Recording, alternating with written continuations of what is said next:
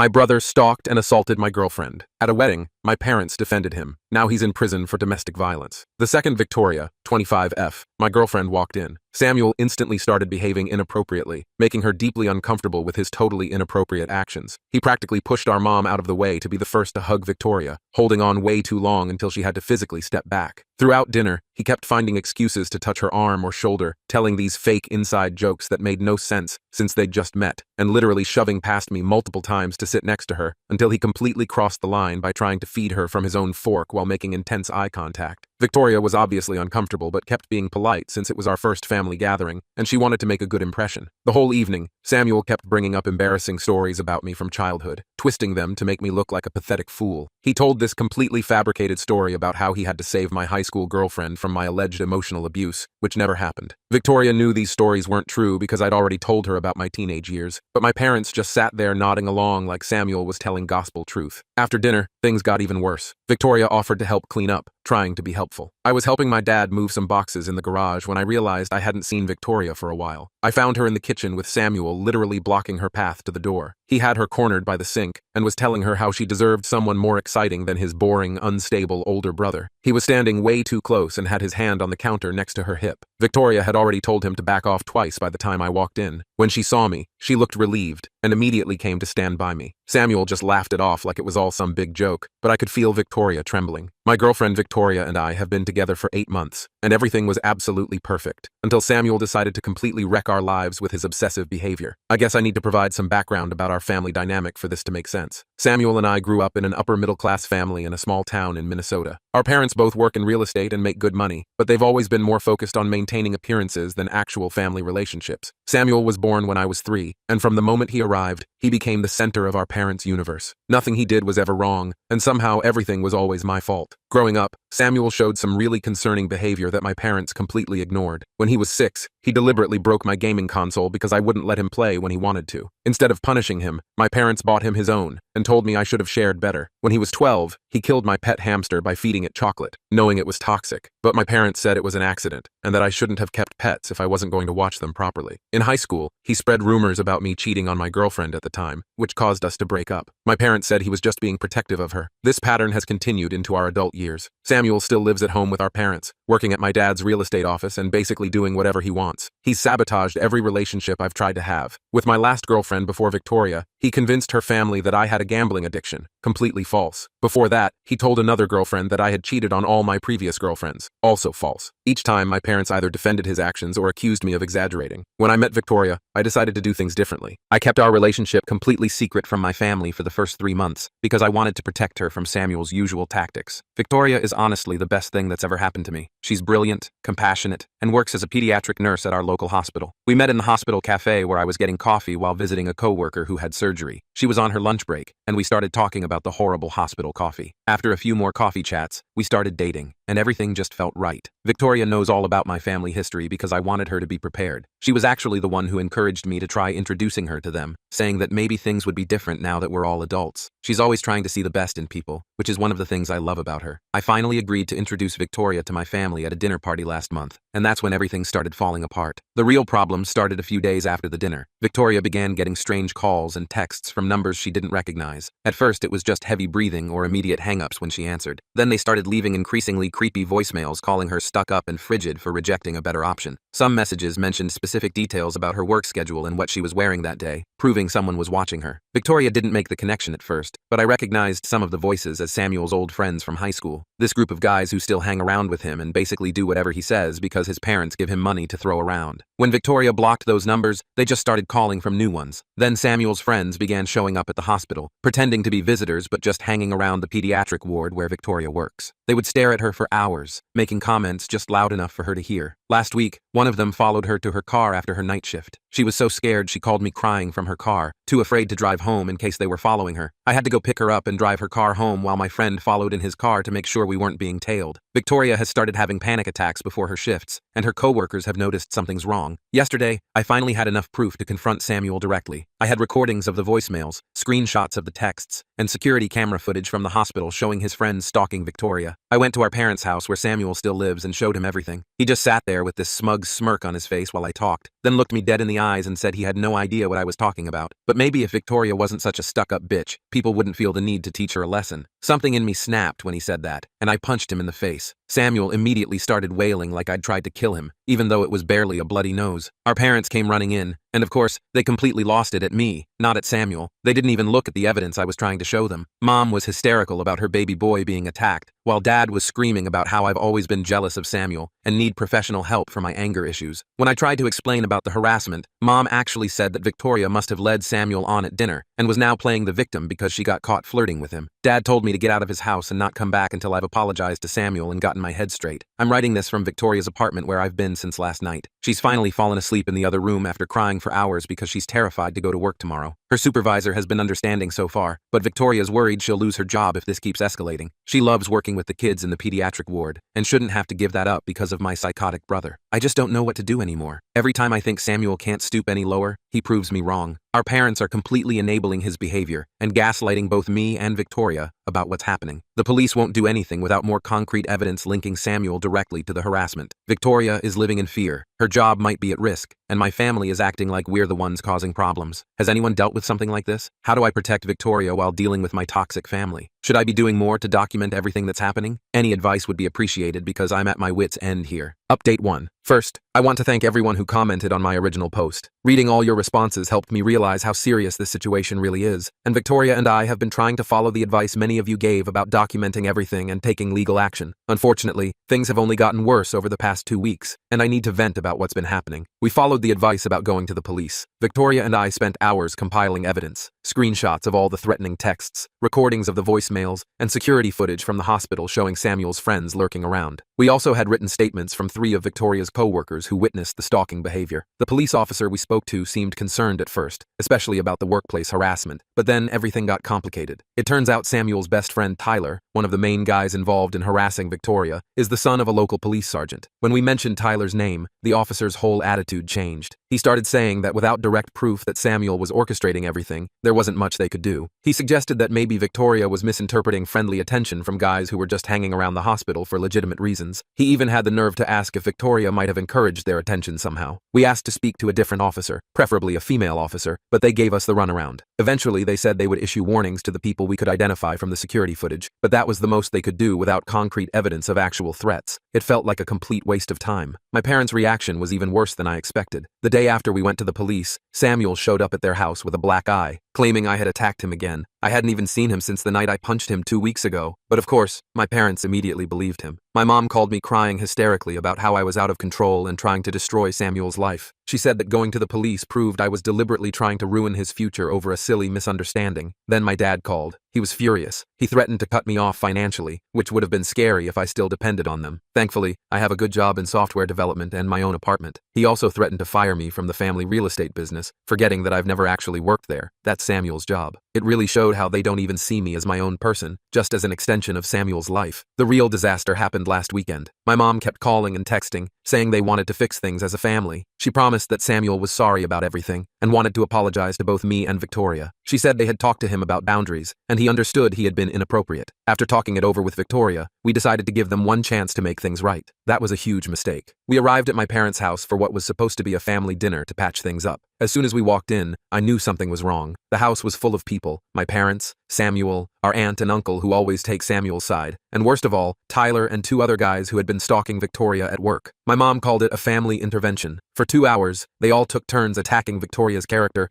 while Samuel sat there looking smug. My mom went on this long rant about how Victoria was obviously jealous of Samuel's good looks and success, and had been flirting with him at dinner that first night. She said Victoria was making up the harassment because she felt guilty about leading Samuel on and was trying to cover her tracks. My aunt suggested that Victoria was probably used to getting attention from guys at work and had misinterpreted friendly behavior as stalking because she had a guilty conscience. Samuel played his part perfectly, acting all sad and confused about why Victoria would make up such horrible lies about him. He kept saying things like how much he had looked forward to having a sister-in-law and how hurt he was that she would try to turn me against him. Tyler and his friends backed him up, swearing they had only gone to the hospital because they were visiting Tyler's sick grandmother, who apparently moves between different floors and departments every day. The worst part was when they started questioning Victoria's mental stability. They brought up how she sometimes works night shifts, suggesting that maybe sleep deprivation was making her paranoid. They talked about how stressful it must be working with sick children, implying that maybe she was projecting her work stress onto innocent interactions with Samuel and his friends. My mom even had the audacity to recommend a therapist who could help Victoria work through her tendency to create drama. Victoria tried to defend herself at first, calmly explaining the harassment and showing them the texts and voicemails again, but they talked over her, dismissed her evidence as misunderstandings, or suggested she had somehow provoked everything. When Tyler started describing in detail what Victoria had been wearing on specific days at work, proving he had been stalking her, my parents acted like this was evidence that Victoria had been trying to attract attention. It all became too much when they invited Tyler and his friends to join us for dessert, saying they wanted to show us what nice young men they really were. Victoria started having trouble breathing and had to leave the room. When I tried to go after her, my mom grabbed my arm and said it was time for me to choose between my real family and a girl who was obviously unstable and trying to cause problems. I chose Victoria. We left immediately, and I haven't spoken to my family since that night. Samuel's friends have gotten bolder with their harassment, now spreading rumors at Victoria's workplace about her being mentally unstable and having a history of making false accusations. Her supervisor called her in for a meeting yesterday to discuss concerns about workplace drama. Even though he seemed sympathetic, he warned her that all the disruption was starting to affect her job performance and suggested she might want to consider transferring to a different department or hospital. We've hired a lawyer who is helping us pursue restraining orders, but it's a slow process. Victoria has been looking into positions at other hospitals, and one of her former colleagues has offered to help her get a job at a hospital in a city about 300 miles away. I hate that we're being forced to consider such drastic measures, but I can't stand seeing Victoria so scared and stressed all the time. She cries before every shift now, and she's lost weight because she's too anxious to eat properly. I just don't know what to do anymore. Every attempt to handle this reasonably has backfired. My family is completely delusional, the police are useless, and it feels like Samuel is winning. How do you fight back when everyone is determined to believe the worst about you and the best about your abuser? Update 2. I wish I was posting with better news, but everything has completely fallen apart after what happened at my cousin Holly's wedding last weekend. I've been trying to process everything for the past few days before writing this update. What was supposed to be a happy family celebration turned into an absolute nightmare that ended with Samuel in handcuffs and our family permanently divided. Some context first. Holly has always been the only family member besides my grandfather who saw through Samuel's act. When we were kids, she caught Samuel torturing her cat and told everyone, but my parents convinced the family that she was lying for attention. She's never forgotten that, and she's been firmly on my side through this whole situation with Victoria. She even wrote a detailed statement for our lawyer about Samuel's history of concerning behavior. When Holly sent us the wedding invitation, Victoria and I were hesitant to attend, but Holly called us personally and promised that she had only invited Samuel because her parents insisted, and that she had hired extra security specifically to watch him. She also seated us at a table with her husband's family, far away from my parents and Samuel. We thought with all the witnesses around and security present, Samuel wouldn't try anything stupid. We were wrong. The ceremony went fine, mainly because Samuel was busy being one of the groomsmen. Holly's husband is our cousin on the other side of the family and didn't know about any of the drama. At the reception, everything seemed okay at first. Samuel was sitting at the family table with our parents, and we were across the room with Holly's in-laws. Victoria was finally starting to relax and enjoy herself for the first time in weeks. Around 9 p.m., Victoria went to use the bathroom. She'd been gone maybe 10 minutes when I noticed Samuel wasn't at his table anymore. Something felt wrong, so I went to check on Victoria. As I was walking toward the bathrooms, I heard Victoria scream. I started running, and that's when Holly's husband Miller and his brother turned the corner ahead of me. They found Samuel pinning Victoria against the wall in the hallway outside the bathrooms, trying to force himself on her while she struggled. He had one hand over her mouth and the other gripping her arm so hard it left bruises. Miller and his brother pulled Samuel off Victoria just as I got there. Victoria was shaking and crying. Her dress was torn at the shoulder, and there were visible bruises forming on her arms. Samuel was obviously drunk, and started yelling about how Victoria had been teasing him all night. She literally hadn't gone near him, and how she had followed him to the hallway. She was there first. Miller's brother, who's a cop in another city, immediately called the local police while Miller helped Victoria to a private room where Holly and her mom were trying to calm her down. Here's where everything got even worse, if that's possible. When the police arrived, my parents tried to stop them from arresting Samuel. My mom was screaming about how it was all a misunderstanding, that Victoria must have led Samuel on, that they shouldn't ruin his life over a little drunken mistake. My dad actually tried to physically prevent the officers from handcuffing Samuel, saying they needed to handle this as a family matter. Samuel switched between crying about how Victoria had seduced him and threatening everyone, saying none of us understood what he was capable of. He looked completely unhinged. When they were finally putting him in the police car, he started shouting that Victoria was a slut who had been asking for it since the first time they met. Several guests recorded the whole meltdown on their phones. The aftermath has been brutal. My parents are on a rampage, calling everyone in the family to spread their version of events. According to them, Victoria lured Samuel to a secluded area, made advances on him, then screamed assault when he rejected her. They're saying she orchestrated the whole thing to get revenge on Samuel for exposing her lies about the harassment. They're even claiming that Miller and his brother roughed Samuel up before the police arrived. They didn't. And that Victoria gave herself the bruises. The one positive development is that Holly's wedding video caught Samuel following Victoria to the bathroom on camera. Between that, the bruises, multiple witnesses, and the videos of Samuel's meltdown during the arrest, our lawyer says we have a solid case. Several relatives who were at the wedding have come forward with statements about Samuel's behavior throughout the night, including him making crude comments about Victoria and following her around the reception. My parents are now threatening to disown me if Victoria doesn't drop the charges. They've been calling and texting non-stop, alternating between guilt trips about destroying the family and threats about ruining my inheritance. They even showed up at my apartment yesterday, causing such a scene that my neighbors called the police. My mom was crying about how I was sending her baby to jail, while my dad threatened to make sure I never work in this state again. Victoria and I have made our decision. She accepted the job offer at the hospital 300 miles away, and I've arranged to work remotely for my company. We're moving at the end of next month. A lot of people might think we're running away, but we just need to get away from all this toxicity and start fresh somewhere else. Holly understands and has promised to keep us updated about any family developments we need to know about. The hardest part in all this is knowing that my family will never admit Samuel needs help. Even after watching him assault someone at a wedding in front of witnesses, they're still defending him and blaming the victim. I've wondered if anything would have been different if someone had stepped in when we were kids, but I guess we'll never know. Right now, I just need to focus on protecting Victoria and building our new life together, far away from Samuel and my parents' enabling behavior. Update 3. I wasn't planning to post another update, but something happened yesterday that I feel like I need to share. After 4 years of blessed silence from my family, I received a hysterical phone call from my mom that honestly left me feeling both vindicated and deeply sad. First, a quick update on where things stand with Victoria and me. We got married 2 years ago in a small ceremony with Holly's family and Victoria's relatives. We bought a house in our new city, and Victoria is now the head pediatric nurse at her hospital. I'm still working remotely for the same company, but got promoted to senior developer last year. We're expecting our first child, a little girl, in 3 months. Life has been peaceful and happy, which makes what I'm about to share even more disturbing. Yesterday afternoon, I was in a meeting when my phone started blowing up with calls from my mom. I usually ignore unknown numbers since my family tends to get new phones to try to contact us, but this time she left a voicemail that sounded really desperate. When I called back, she was crying so hard I could barely understand her. It turns out Samuel got married last year to a woman named Rachel. None of us knew about it because we've had no contact with that side of the family since the wedding incident. Apparently, Samuel met Rachel at church, and their families arranged the marriage pretty quickly. My mom was babbling about how perfect everything was, how Samuel had finally found a good Christian woman who understood him, and how they were all so happy until last week. Last Thursday, Rachel's coworker called the police after Rachel missed 3 days of work. When officers did a welfare check, they found Rachel with severe injuries. She had 2 broken ribs, a fractured wrist, and bruises all over her body. But here's the part that really got me. When the police investigated, they discovered that my dad had been helping Samuel cover up the abuse for months. Rachel finally broke down and told the police everything. Samuel had started hitting her just 2 months into their marriage. Every time she threatened to leave or tell someone, my dad would step in, using his connections in the real estate business to pressure Rachel's family about their mortgage, or threatening to get her fired from her job at one of his friends' companies. He even convinced Rachel's parents that she was mentally unstable and making up stories about Samuel, using the same tactics they used against Victoria. The final incident happened because Rachel got a promotion at work that would have given her financial independence. Samuel completely lost it and beat her so badly she couldn't go to work. When she called my dad for help, he told her to put some ice on it and remember her wedding vows. That's when her coworker got involved and called the police. Both Samuel and my dad were arrested. Samuel for domestic violence, and my dad for witness intimidation and conspiracy. Mom wanted me to come back and help deal with everything. She kept saying that family needs to stick together in times of crisis, that Samuel and Dad needed my support, and that Rachel was obviously exaggerating things just like Victoria had. I lost it. I told her exactly how I felt about her enabling Samuel's behavior for his entire life. I reminded her of what they did to Victoria, how they chose to support Samuel even after watching him assault her at Holly's wedding. I asked her if she ever once considered that if they had gotten Samuel help when he was younger, or held him accountable for his actions, maybe Rachel wouldn't be in the hospital right now. Mom broke down completely, saying she realizes now that they should have done something sooner. She admitted that she and Dad had always known Samuel had problems, but they thought they were protecting him by covering everything up. Too little, too late. I hung up and blocked her new number. Holly called me later to fill in some details she had heard from family. Apparently, Rachel's parents are devastated and feel horrible about not believing her sooner. They're fully supporting her pressing charges against both Samuel and my dad. The police are also investigating other potential victims, as several of Samuel's ex-girlfriends have come forward with similar stories of abuse and stalking. Victoria suggested we reach out to Rachel through Holly to offer support if she needs it, which we probably will. Victoria pointed out that she was lucky to have support when she dealt with Samuel, and Rachel might need someone who understands understands what she's going through. Some people might think I'm being cold toward my parents, but I've learned that enabling toxic behavior only leads to more victims. My family had countless chances to change and chose not to. Now they can deal with the consequences of their choices without my help.